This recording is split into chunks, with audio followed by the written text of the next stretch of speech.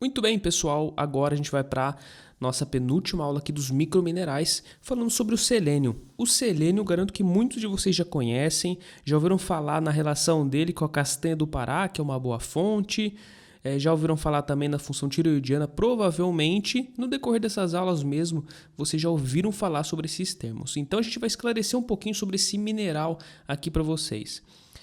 Bom, quando a gente fala no histórico do selênio, pessoal, a gente vai lá na década de 30, porque ele foi um causador de envenenamento em gados. E aí ele começou a ser descoberto nessa época como fator de envenenamento. Mas aí em 1957, alguns pesquisadores, Schwartz e Foltz, eles descobriram que pequenas quantidades preveniam uma necrose hepática em ratos. E também da mesma forma atuava de forma sinérgica com a vitamina E. Então viram a relação que teria a vitamina E juntamente com o selênio. Então ele passou a ser considerado um nutriente e não uma toxina. Muitos minerais que a gente vai estudar aqui depois dessas próximas aulas, são considerados como toxinas. Ainda não são necessariamente considerados como nutrientes, apesar de aparecer em pequenas quantidades no nosso organismo e parecer desenvolver determinadas funções. Em 1973, houve finalmente uma descoberta do selênio como constituinte de uma enzima do sistema antioxidante, a glutationa peroxidase, que faz proteção contra os radicais livres, contra o estresse oxidativo, que é uma enzima fundamental que o selênio participa juntamente nesse sistema, tá bom? Que também é chamada, abreviada como a GPX. Lá em 79, viu-se que o selênio era importante para a prevenção da miocardiopatia com a doença de Quechan, tá bom? A China viveu sérios problemas quando a gente estuda um pouquinho do selênio, porque a gente vai ver que em alguns países existiam áreas bastante pobres em selênio e isso impactou bastante na população. Lá em 89, 10 anos depois, é que se estabeleceu as RDAs, que foram depois revisadas, tá? Transformadas em DRIs, que é o que a gente tem hoje com o profissional da saúde que trabalha com as recomendações no que diz respeito às quantidades de nutrientes, lá nos anos 2000. E a gente vai entender depois como que se deu esse processo, tá? Bom, alguns dados gerais e químicos para vocês a respeito do selênio, tá? A maior parte dele, pessoal, está presente em proteínas, tá bom? Constituindo alguns aminoácidos. Temos a selenocisteína, a selenometionina. Esse elemento ele tem uma certa similaridade com o enxofre. Então, o enxofre, que é parte constituinte de algumas proteínas de cadeias peptídicas, a gente vê que o selênio também faz uma função química parecida, tá bom? As principais moléculas, então, a gente tem aqui embaixo numa imagem que são encontradas em animais. A selenocisteína, a forma mais biologicamente ativa, é encontrada em algumas selenoproteínas. Aí a gente tem a selenometionina também, que contém selênio, aqui covalentemente ligado a dois átomos de carbono. Por ser essa forma aqui mais blindada, ela é menos ativa, tá, do que a seleno-cisteína. E daí temos também a selenofosfato, que é uma forma ativa também do selênio, que é utilizada para a síntese de selenocisteína. Ainda sobre os dados químicos, afinal, quais são as funções do selênio no nosso organismo? Aqui a gente tem, pessoal, não se assustem com essa tabela, mas todas essas proteínas aqui são proteínas selênio-dependentes que exercem funções específicas no nosso organismo, tá bom? Então, vamos com calma aqui, uma por uma, para explicar para vocês entenderem um pouquinho melhor as funções. Quando a gente fala nas GPX, nas glutationas peroxidases, tá? A gente está se referindo a um sistema antioxidante endógeno, tá bom, do nosso organismo, que faz principalmente proteção contra dano, contra o estresse oxidativo. A gente sabe que na nossa mitocôndria se produz bastante espécies reativas de oxigênio, nosso corpo produz bastante espécies reativas de oxigênio, de nitrogênio, e isso a gente tem que lidar o tempo inteiro, porque na produção de energia isso acontece. O problema é que alguns fatores dietéticos, o hábito de vida, fatores ambientais, fatores relacionados a doenças, a patologias, fazem com que se produza um pouco mais de conteúdo de radicais livres de estresse oxidativo, de espécies reativas. E com isso a gente tem um estresse oxidativo. E o nosso sistema antioxidante ele é preparado para lidar com essa carga extra de estresse, a não ser que seja realmente de forma exacerbada. Aí a gente tem um estresse crônico no indivíduo, tá bom? Que vai conduzir a diversos desfechos de inflamação. Portanto, esse grupo de enzimas aqui, no qual o selênio faz parte, é um dos constituintes dessa enzima, é super importante para o nosso sistema antioxidante. Da mesma forma, a gente também tem a tiorredoxina, tá bom? Que também constitui aqui o sistema de defesa oxidante do nosso organismo, assim como síntese de DNA também. Então não é só a glutationa peroxidase.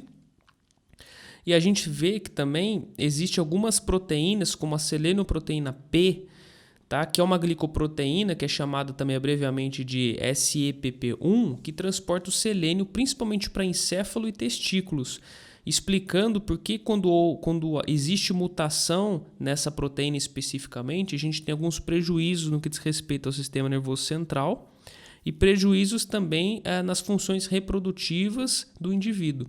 Então, selênio é necessário principalmente nos testículos e também principalmente no sistema nervoso central.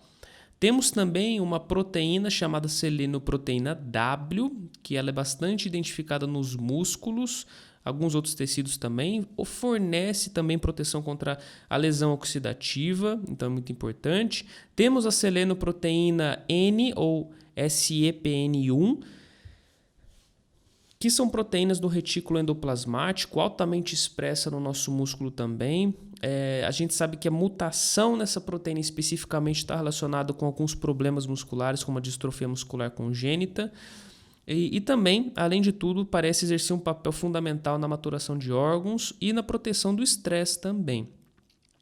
A selenofosfato sintetase é um outro tipo de proteína também, que a gente relaciona ela com a síntese de selenocisteína. A gente falou isso na sessão de química. Essa selenofosfato tem relação com a própria síntese de selenocisteína, tá bom? Formas de selênio que são utilizadas pelo nosso organismo.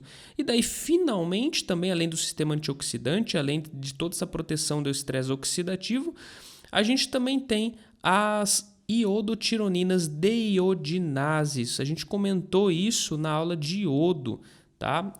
E então as deiodinases, pessoal, são enzimas fundamentais para o metabolismo, para o bom funcionamento da sua glândula tireoide. Fazem a conversão de forma muito importante e crucial dos seus hormônios tireoidianos, tá bom? Então a gente precisa converter o T4 em T3 para sua forma ativa, para ser utilizadas nos tecidos periféricos, e isso acontece através da própria enzima deiodinase, tá bom? Assim a gente sabe que a do tipo 1 e 2 faz isso, e a do tipo 3 faz um papel um pouco mais diferenciado aqui, relacionado à própria homeostase, à própria regulação da glândula. Tá legal, pessoal? Então, essas são as funções basicamente resumidas aqui do selênio no nosso organismo, tá bom? Falando agora das fontes dele, a gente sabe o seguinte: primeiro fato que a gente deve apontar aqui nas fontes, depende da quantidade do solo, tá bom? Principalmente, obviamente, de produtos de origem vegetal. Então, para vocês terem uma ideia de conteúdo de selênio no milho, na China, esse valor variou de 0,005 microgramas por grama de milho a 8,1 microgramas por grama de milho. Vocês têm noção, pessoal, do tamanho dessa variabilidade, dessa variação? É muita coisa. E na China, especialmente, isso acontece porque a gente sabe que existe, da mesma forma, regiões muito pobres em selênio e já existem outras regiões que são mais seleníferas, que tem muito selênio no solo. Então a gente vê essa discrepância aqui, tá bom? E isso impacta no valor nutricional dos alimentos também. Então a gente sabe que outro exemplo é a dieta inglesa, tá bom? Que caiu de 65 para 31 microgramas por dia do consumo alimentar após a troca de fornecedor de trigo. Então, o trigo norte-americano ele tinha um pouco mais de selênio por conta do solo do que o europeu. A troca de fornecedor impactou no próprio consumo alimentar da população e no estado nutricional posterior também por conta disso, tá bom? Então, vocês vejam que o conteúdo do solo varia bastante e quando é um alimento muito consumido pela população, impacta significativamente na saúde de todo mundo. Tá bom? Não relacionando, obviamente, com a deficiência, tá legal? A gente vai ver depois, na verdade, que a deficiência é mais difícil, tá, pessoal? Não é tão fácil ser deficiente em selênio, né? O que acontece é que tem regiões onde o solo é pobre e que acontecem algumas doenças ali relacionadas com outros fatores também. Então a gente sabe que assim, vísceras e frutos do mar, de forma geral, eles contêm conteúdos significativos de selênio, tá bom? Carnes, cereais e principalmente carnes têm um conteúdo bacana de selênio também. Por ter algumas formas que não dependem do conteúdo do solo, a gente já pode saber que essa quantidade presente em produtos de origem animal é um pouco mais consistente em relação a produtos de origem vegetal. Sabemos que tem vegetais e grãos, cereais e grãos, seguidos de laticínios, seguidos de frutas que têm as menores quantidades de selênio, tá bom? A gente sabe que frutas são fontes de vitaminas e de minerais? Sim, mas não podemos generalizar. Sabemos que no selênio as frutas e verduras não são boas fontes, então precisamos de outras fontes, tá legal? Bom, falando da biodisponibilidade dele, pessoal, ainda não é muito certo, a gente sabe que existem algumas formas um pouco mais biodisponíveis que outras, né? Quando está complexado principalmente ao aminoácido, parece ser um pouco mais absorvido, na sua forma orgânica parece ser mais bem aproveitado. Sabemos que em alguns animais, por exemplo, o selênio está mais presente, né? Principalmente aqui no atum, por conta da proteção que ele oferece contra a própria toxicidade. Então, assim, não está muito bem estabelecido na literatura, né? Mas no atum, por exemplo, ele protege contra a toxicidade de mercúrio, tá bom? Então, existe uma enzima no fígado do atum, chamado selênio-neína, que ele evita a complexação de algumas proteínas com o próprio mercúrio, evitando a toxicidade, portanto, desse tipo de mineral que não é nada interessante para a saúde deste animal, tá bom? Bom, então eu tenho uma fonte também aqui, né? Que uma tabela para vocês que vai esclarecer bastante aqui que alguns, por exemplo, os alimentos como o atum possui bastante, o linguado, alguns peixes, né? Possui bastante conteúdo de selênio. Uma das explicações para esse conteúdo aumentado é exatamente essa função hepática aqui. E a castanha do Pará, tá bom? Que fornece muito selênio. Então, veja, é lógico que 31 gramas de castanha do Pará é bastante coisa, tá bom? Se você for comparar essa quantidade aqui. Geralmente, uma pessoa não iria consumir tudo isso de uma vez, tá bom? Em castanha do Pará. Ou se consumisse, né, dependendo do tipo da circunstância, a pessoa poderia consumir, mas a gente sabe que é um produto caro, é um produto que não é acessível a todos, que nem todo mundo tem oportunidade de estar consumindo, mas que de fato, se for cultivado, né, se for produzido a partir de um solo que é enriquecido em selênio, que é o que acontece nessa região específica, a gente tem um produto com um altíssimo valor nutricional em selênio. Tá legal? Muito superior a vários outros. E a gente vê aqui que em relação a outros produtos, por exemplo, como o ovo, né, são quantidades exorbitantemente maiores. Bom, sobre o consumo populacional, em um estudo populacional aqui conduzido, né, chamado de Yannis, tá, onde se avaliou a ingestão diária de homens e mulheres, viu-se que os homens geralmente têm uma ingestão diária de 149 microgramas, assim como as mulheres de 98. Olha só a diferença entre as regiões da China que têm solos mais pobres, que a ingestão variou de 3 a 22 microgramas. Então vejam vocês que é muita coisa de diferença, né? Enquanto uma população consumindo 3 microgramas, a outra consumindo 150 ou 100 microgramas de selênio por dia. Em algumas regiões em contraponto da China, já observa-se selenose, já observa-se um efeito aqui na toxicidade. porque alguns solos são extremamente seleníferos e contêm quantidades exorbitantes de selênio. E o consumo populacional aqui vai para 6.690 microgramas por dia. Tá vendo porque é difícil estabelecer a quantidade nos alimentos de selênio? Que depende muito. Quando a gente fala em produtos de origem vegetal, olha a discrepância que vocês encontram de uma população que consome 3 microgramas para outra que consome 100 microgramas, que é a base aqui, que é uma região normal, para uma região selenífera que beira quase 7.000 microgramas por dia. Então, veja que varia bastante, a gente não tem muito controle, então, portanto, sobre esses números, sobre esses valores. Então, é lógico que hoje, com o avanço da agronomia, com o avanço das técnicas de cultivo, a gente tem um controle muito bom das quantidades de alguns minerais que são de produtos que são cultivados. A gente sabe que a gente tem esse controle para que não deixe acontecer nenhuma deficiência e muito menos um efeito tóxico também, tá bom? Bom, vamos falar um pouquinho então sobre a absorção, sobre o transporte do selênio de forma bem básica aqui, bem rápida. Quando a gente fala na homeostase do selênio, a primeira coisa que a gente deve pontuar é o seguinte: a ingestão dietética não parece ter relação com a regulação homeostática. Ou seja, independente se eu estiver com o estado nutricional baixo em selênio ou tiver com os níveis tóxicos, a absorção intestinal não vai alterar. Não parece existir, por exemplo, um hormônio ou uma proteína capaz de fazer uma alteração na captação intestinal do selênio. O que acontece é que a nossa excreção depois ela vai ser maior ou menor, tá bom? Então, assim, ocorre absorção quase total quando é fornecido sob a forma de selênio-metionina. A absorção de seleneto, ou de selenato é maior que 50%, varia de forma significativa, mas a absorção está acima, 50% é uma absorção significativamente alta em relação a vários outros minerais.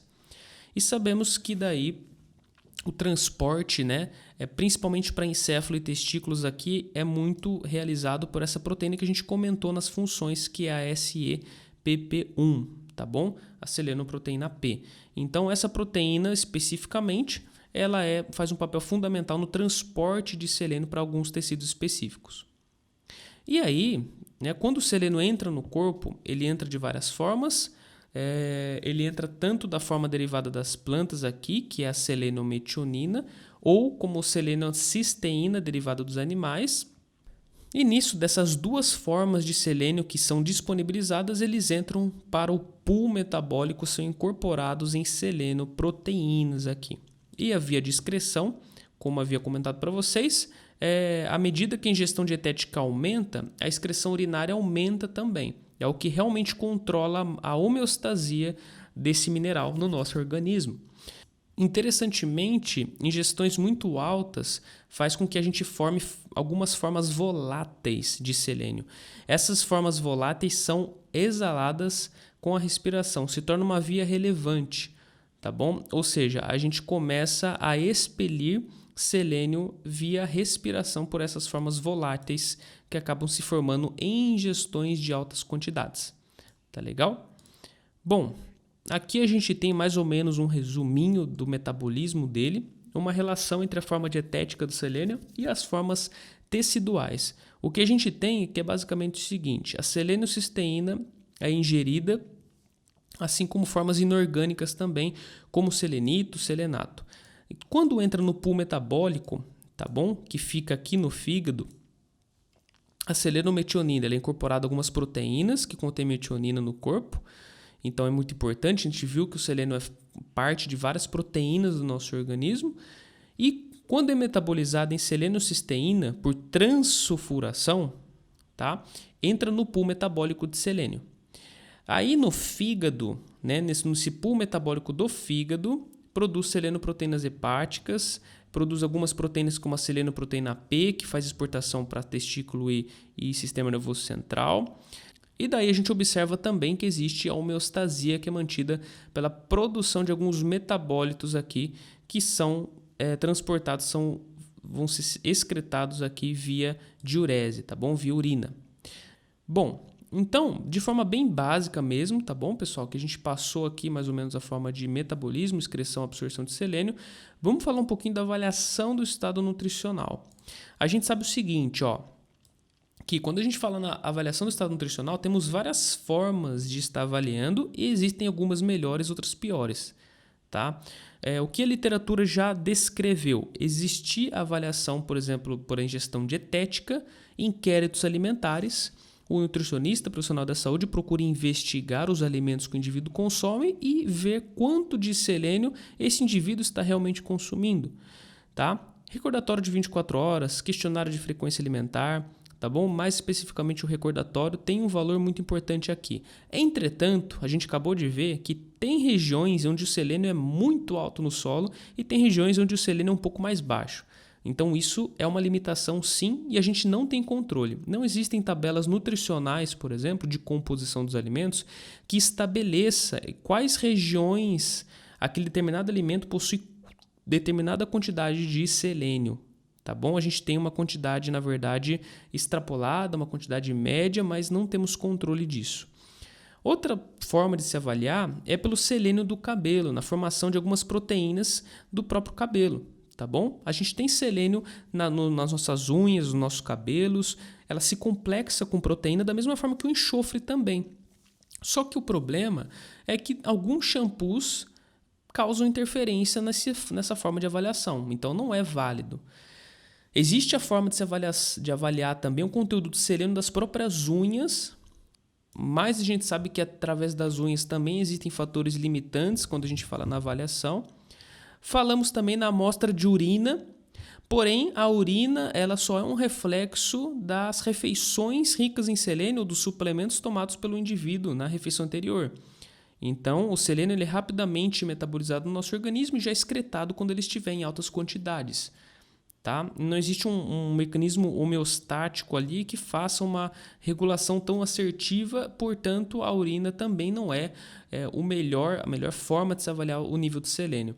O nível sérico, ele já é mais considerado, tá bom? Sabemos que se existir a suplementação do indivíduo, esse nível sérico ele vai permanecer elevado, e a gente está falando do nível plasmático aqui, não do nível do sangue total, tá bom? Desconsiderando a parte das células sanguíneas, somente a parte líquida ali, do nível do plasmático, do sangue.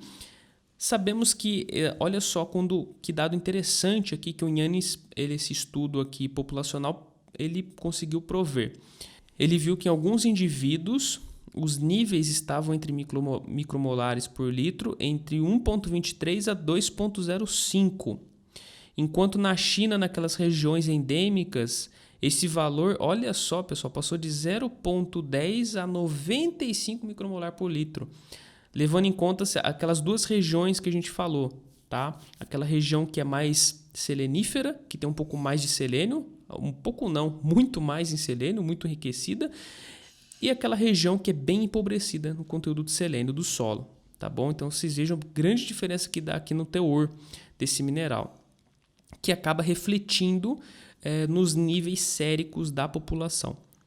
Da mesma forma, a gente também tem a quantificação de algumas proteínas, e aí a gente tem uma das principais formas onde se é avaliado o selênio, tá bom? Principalmente pelos níveis de glutationa peroxidase, de transportadores de selênio também, do selênio P, da proteína selenoproteína P. É útil, tá? Mas esse valor ele não vai aumentar depois das necessidades estar sendo atingidas. Então, é um ótimo valor para se estabelecer, por exemplo, os níveis adequados de selênio a serem consumidos pela população? Sim. Porém, não é um nível nada adequado para se estabelecer os níveis de toxicidade. Níveis de toxicidade devem ser estabelecidos pelo nível sérico de selênio, porque quando a gente olha para essas enzimas, independente se o indivíduo tem muito de selênio no seu plasma sanguíneo, o número de atividade aqui, ou melhor, da quantificação de selenoproteínas não muda, tá bom?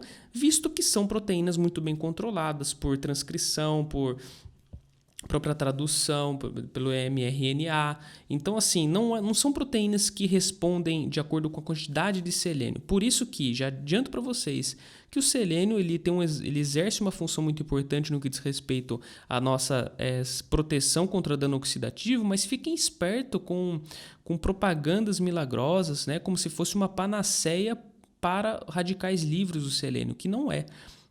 A gente acaba de ver aqui que quanto mais se fornece através de suplementação, não muda a quantidade de proteínas que são expressas, tá bom? Então, o que a gente deve pensar é, através de uma alimentação saudável, evitar com que exista deficiências nutricionais e não dar um valor a mais do que o indivíduo necessitaria, imaginando um efeito adicional, né, de boost ali em determinadas regiões, determinadas enzimas específicas. Isso não existe, tá legal? Bom, e aí a gente tem estabelecidas as ingestões dietéticas de referência, tá bom?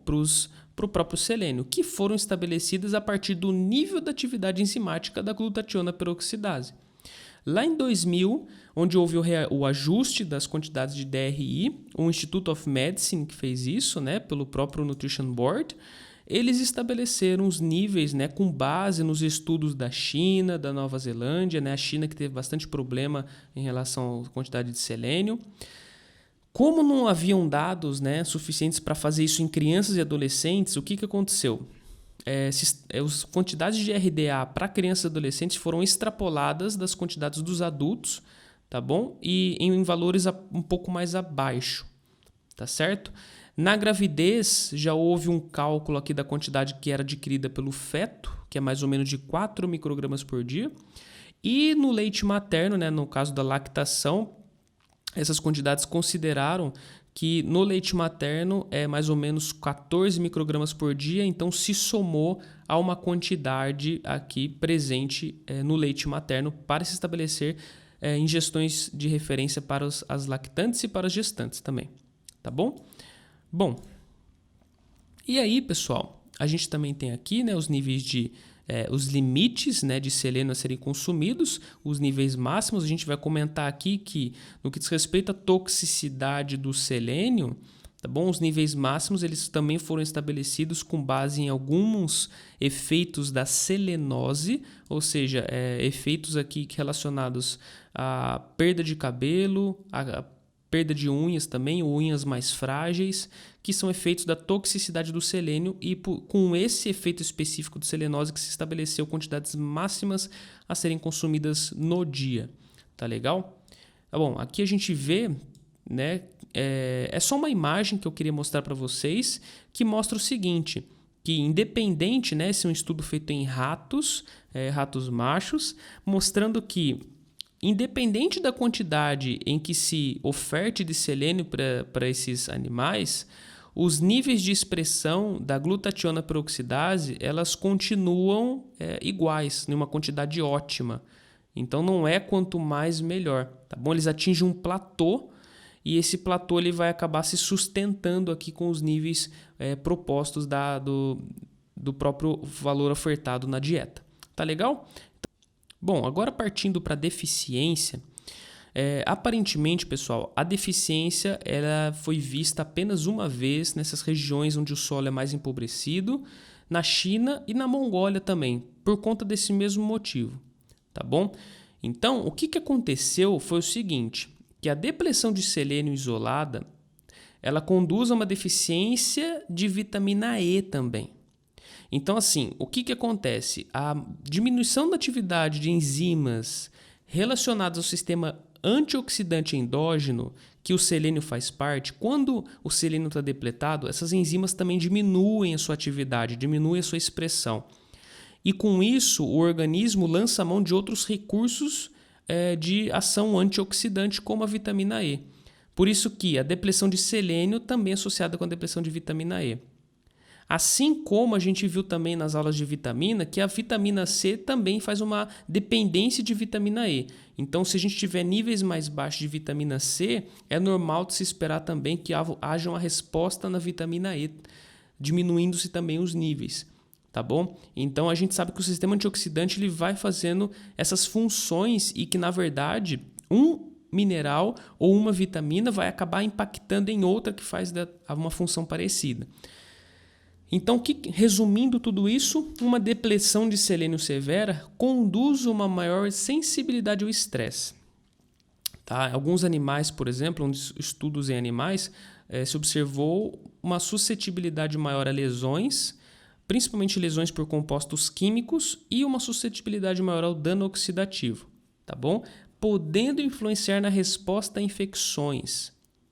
Então, a deficiência, quando ela é combinada com a vitamina E, tá bom? Em alguns animais causou necrose hepática, diátese exudativa ou doença do músculo branco, tá? Que a gente vê a relação aqui daquela proteína selênio-dependente que tem bastante quantidades na nossa musculatura que leva a um tipo de distrofia muscular. Alguns animais com baixos níveis de selênio e adequados da vitamina E, eles já também têm sinais de perda de pelo, retardo do crescimento, insuficiência reprodutiva, degeneração pancreática. Então, assim, a gente tem muitos estudos em animais, em humanos nem tanto. A gente tem alguns relatos com base nas deficiências que aconteceram na China e em outros locais do mundo também, mas em geral não é comum em humanos ocorrer esse tipo de deficiência, tá bom? Por isso que não tem tantos estudos assim relacionados. Aí a gente tem, de fato, a doença em humanos, que foi a doença de Keshan, ou de Keshan, tá? Que é relacionada à miocardiopatia endêmica. Aqui uma coisa que eu queria pontuar para vocês é que em 1979, tá bom? Existiu a relação dessa doença aqui, principalmente em crianças e mulheres jovens. Observou-se aqui uma insuficiência cardíaca nessas pessoas, devido à necrose multifocal, fibrose no miocárdio. O selênio aqui ele exerce uma função protetora, né? Então ele consegue reverter o início dessa doença, mas quando a miocardiopatia já está instaurada, ele não consegue reverter essa fibrose, tá? Porque ela já está bem estabelecida ali no miocárdio. Alguns pesquisadores também, nessa época, eles sugeriram que o seguinte: existe um vírus que está associado juntamente a esse local, a essa região específica de Keshan, que está envolvido na fisiopatologia da doença de Keshan. Então, é uma cepa miocardídica de Coxsackie vírus. E resumindo para vocês o seguinte, quer dizer que essa síndrome cardíaca não está envolvida apenas com selênio. Então, não quer dizer que nos humanos a deficiência de selênio vai conduzir a uma insuficiência cardíaca funcional. Não quer dizer isso. Porque muitos pesquisadores relacionam que o que aconteceu foi o nível tão baixo de selênio na circulação foi relacionado a uma predisposição a um agente citotóxico, visto que as defesas antioxidantes do indivíduo estavam mais baixas, estava predispondo a um agente infeccioso aqui, e esse agente foi associado juntamente com nessa regionalidade com a fisiopatogênese dessa doença. A gente tem uma outra doença, que é a doença de Kashin-Beck, que observou-se uma osteoartrite em adolescentes e pré-adolescentes, e assim como degeneração necrótica de condrócitos, um prejuízo aqui muito importante no que diz respeito às articulações e ao nanismo. E nessa doença também, relacionada com a deficiência de selênio, observa-se que a deficiência de selênio é um dos fatores que são associados, pois existem fatores etiológicos adicionais. Então, a soma desses fatores leva e conduziu essas pessoas a terem esse determinado quadro aqui. Tá bom? Então, quando a gente fala, pessoal, na relação que o selênio tem, de acordo com essas doenças que aconteceram na China, na Mongólia, a gente relaciona essa fisiopatogenia com outros fatores e não somente com o selênio, tá legal? E aí a gente vê também a relação que tem com o câncer, porque ainda existe, né, uma relação que o selênio, a quantidade de selênio insuficiente poderia predispor a vários tipos de câncer. O que a gente sabe na literatura é o seguinte: é incerto ainda, não é nada muito bem estabelecido. Em alguns estudos observou-se que existiu uma redução na mortalidade, principalmente aqui quando houve a suplementação de selênio para alguns tipos de câncer, como de próstata, coloretal, pulmonar, não em outros como de pele. Mas a gente sabe também que tem outros estudos, como esse estudo que envolveu 35 mil participantes, em que se ofertou a suplementação de selênio e de vitamina E, e os indivíduos tomaram isso por 5 anos. E isso, infelizmente, não preveniu a incidência do câncer de próstata, especificamente, sugerindo até mesmo alguns efeitos adversos dessas superdosagens de vitamina E e de selênio. Então, é muito incerto ainda e a gente não sabe se realmente tem uma relação com o câncer ou não. Outra análise aqui, uma análise de 67 estudos de intervenções, mostrou não ter relação da suplementação de selênio com a mortalidade por todas as causas. Então, outro estudo que mostra que não existe, na verdade, que o selênio não é uma panaceia, não é a solução dos problemas. Na verdade, quando a gente estuda o grupo de doenças que a gente chama hoje de neoplasias ou câncer, a gente vê que vários fatores estão associados, vários fatores relacionados à predisposição genética, ao estilo de vida, e que muitas vezes a própria mídia traz alguns minerais, alguns nutrientes como se fossem milagrosos com base em alguns estudos. Tomem cuidado com isso, tá bom, gente? Porque o que sabemos hoje é que o todo importa e não aquele ponto individual, aquele determinada vitamina, aquele determinado mineral. Sabemos que não devemos deixar faltar selênio na dieta do indivíduo. É muito raro que isso aconteça, na verdade, porque algumas regiões são mais pobres no solo, que tem selênios em menores quantidades, mas a gente tem regiões aqui, principalmente no Brasil, que tem quantidades suficientes de selênio. Se o indivíduo faz uma alimentação variada, se faz uma alimentação adequada, com uma quantidade de calorias adequada, de nutrientes adequados, então não vai existir, no caso, uma deficiência desse mineral. Beleza? Então, uma coisa que a gente deve deixar muito claro aqui. Tomem cuidado com as informações que vocês veem, quando vocês começam a enxergar de alguns, principalmente veículos midiáticos, em relação a esse nutriente como se fosse o grande salvador, tá bom? E a gente sabe que o excesso dele também pode causar toxicidade, tá? Pode provocar cirrose, claudicação, tá? Claudicação é quando o fluxo sanguíneo, principalmente em membros inferiores, quando o indivíduo deixa de estar em repouso, ele se torna insuficiente, tá bom?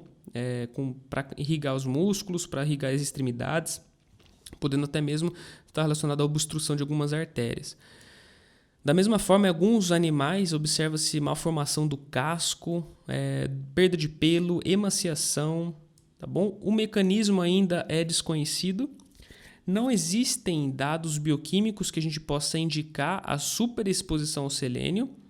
Os níveis plasmáticos eles podem servir de algum índice, mas não existe, por exemplo, algum outro índice além dos níveis plasmáticos que estabeleçam esses níveis de toxicidade.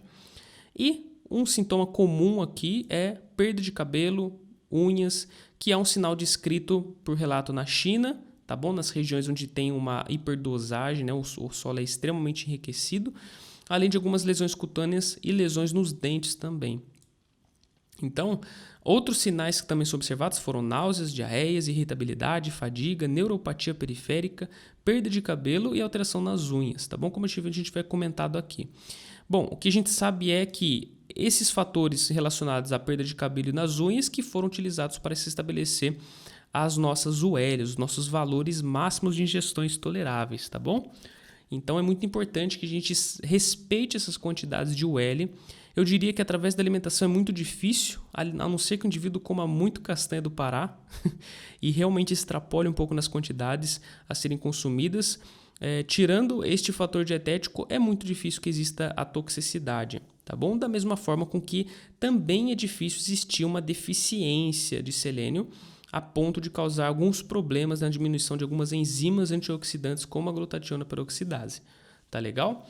Então, pessoal, essa foi nossa aula desse mineral, que é tão discutido bastante na mídia, né? Bastante falado também. Ele tem muita importância na nossa saúde e deve ser consumido em quantidades adequadas, principalmente através de uma alimentação saudável.